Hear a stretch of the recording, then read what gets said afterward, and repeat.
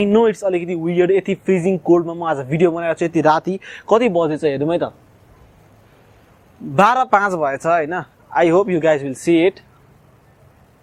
short च्यानलको लागि मैले भर्खर एउटा भिडियो बनाएर राखेको छु यहाँ त्यो चाहिँ एउटा नयाँ सिरिज हो के 12 AM भन्ने त्यो चाहिँ राति 12 बजे म सुट गर्छु तर भोलि अपलोड गर्नेवाला छु सर्ट च्यानल सब्स्क्राइब गर्न सक्नुहुन्छ टिकटकमा फलो गर्न सक्नुहुन्छ यो च्यानल पनि सब्स्क्राइब गरिदिनु अनि आजको भिडियो टपिक भनेको चाहिँ shittiest way to test a girl Nepali fashion युट्युबरहरूले भनेको एक दुईवटा पोइन्टलाई चाहिँ म अलिक यो चाहिँ गर्न हुन्छ यो चाहिँ गर्न हुँदैन भन्छु हैन यो चाहिँ shittiest way to test a girl है त्यो नारी मैले इन्स्टाग्राममा फलो गरिदिनु त्यहाँ चाहिँ म राम्रो कन्टेन्टहरु हालिराखेको हुन्छु लिंक त डिस्क्रिप्सनमा छ अलिक ब्याकग्राउन्ड नोइजले डिस्टर्ब गर्ला म auto tune sorry noise reduction गरेर हटाउने ट्राई गर्छु त्यही पनि अब एक दुईवटा नहट्न पनि सक्छ हैन so please beer with me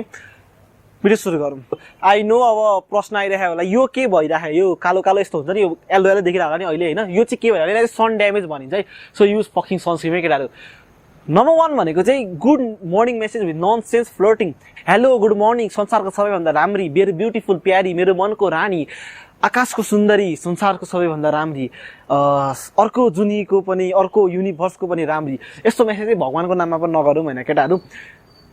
यस्तो चाहिँ कहिले पनि गर्न हुँदैन है maximum of the good morning मेसेजहरु चाहिँ उठ्ने बित्तिकै हेर्छ हैन अनि रिसको झोकमा फेरि यत्रो लामो लामो नचाहिने कुराहरु देखेर केटीले होला हैन सो प्लिज यस्तो कहिले पनि नगरौँ good night message with a simple emoji it is okay एउटा सनसाइनको इमोजी कि त यो इमोजी राख्दा इट इज ठीक छ हैन तर त्यो जे पाइते मेसेजहरु चाहिँ केटाहरुको कहिले पनि युज नगरौँ है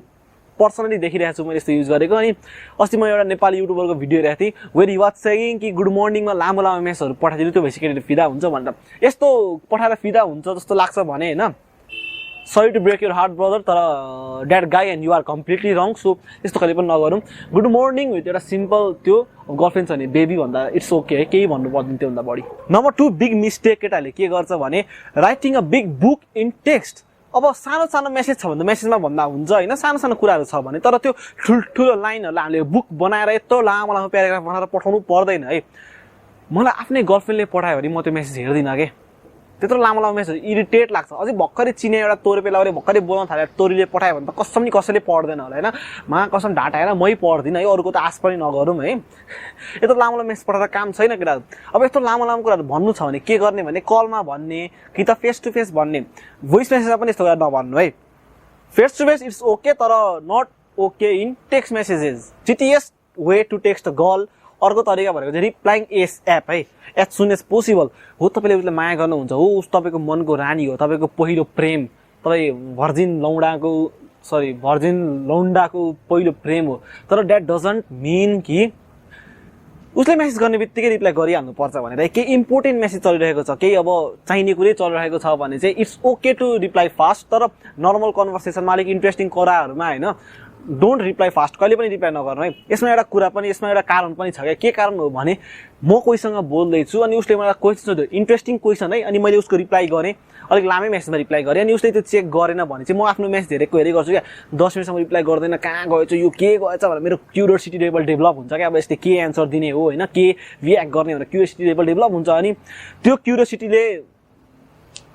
द्याट वुमन क्यान फल फर यु है त्यही भएर हैन यस्तो क्युरियोसिटी डेभलप गराउनु पर्छ अनि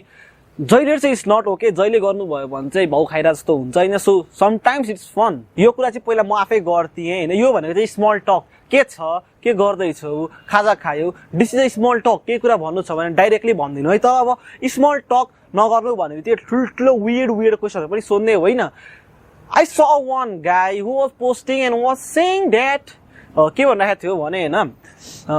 स्मल टक नगर्नु तपाईले के गर्दा हुन्छ भने what super power do you want भनेर सोध्नु what do you want to do in your free time भनेर सोध्नु अनि आर यु मर्निङ पर्सन र इभिनिङ पर्सन भनेर सोध्नु यस्तो पनि कहिले नसोध्नु है सिरियसली CWW डमेस बेच यस्तो कसैलाई सोध्छ केटा यस्तो कहिले पनि कसैलाई सोध्न हुँदैन हैन राति 12 बजे कसको बोको बुलेट चल्छ यतिखेर यार यस्तै कसैलाई पनि भन्न हुँदैन हैन स्मल टक नगर्नु भन्ने बित्तिकै ठुलठुलो ड्याम क्वेशन पनि सोध्ने होइन कसरी सोध्ने के सोध्ने भन्ने चाहिँ मेरो यो भिडियोमा हेर्नुस् तिमीलाई थाहा छ यो संसारमा सबसे क्यूट अनि सबसे एडोरेबल कुरा के हो भनेर यहाँ माथि आई बटनमा लिंक आयो अनि तल डिस्क्रिप्सनमा लिंक छ यो भिडियो सकेपछि त्यो हेर्नु सब्स्क्राइब गरिदिनु लाइक गरिदिनु चोकमा मेरो घर छ एयरपोर्टको छेउमा भर्खरै आई गेस यो यतिखेर उड्यो भने चाहिँ मलेसिया कतारकै प्लेन हुनुपर्छ उड्यो कस्तो रिस उठ्छ है भिडियो गरेर बेला रिप्लाई एक्सेप्ट गर्यो भन्ने बित्तिकै she is interested in you भन्ने छैन है अब चिनेको मान्छे हो फलो ब्याक गरिदिउँ न त भनेर सोध्छ मान्छेहरूले फलो ब्याक गरिदिन्छ द्याट डजन्ट मिन कि she is interested in you अब फलो ब्याक गरिहाल्यो भने के गर्नु भने उसँग एकछिन बोल्नु अनि सोध्नु के बोयफ्रेन्ड अर गर्लफ्रेन्ड छ कि नाइ भनेर अनि के भन्छ उसले होइन बोयफ्रेन्ड छ भन्यो भने ओके बेस्ट अफ लक भनेर छोडिदिनुहोस् अब के भन्न सक्नुहुन्छ भने if you want a man friend you can call me भनेर तपाईँको त्यहाँ टेक्स्ट गरेर नम्बरलाई त्यहाँ टेक्स्ट गरेर छोडिदिनुहोस् नि दामी स्याभेज हुन्छ दामी फुल अफ एटिट्युड हुन्छ होइन यस्तो गरेर छोडिदिनुहोस् कि त अब छैन भन्यो भने उसँग बोल्नुहोस् ठिकै छ तर अब केटाहरू केटीहरूले रिप्लाई गरेन भने होइन त्यो छाडा कुरा बोलिदिने त्यसलाई मुख छाडिदिने ढुस्नु के भनिदिने त्यस्तो चाहिँ नगरौँ है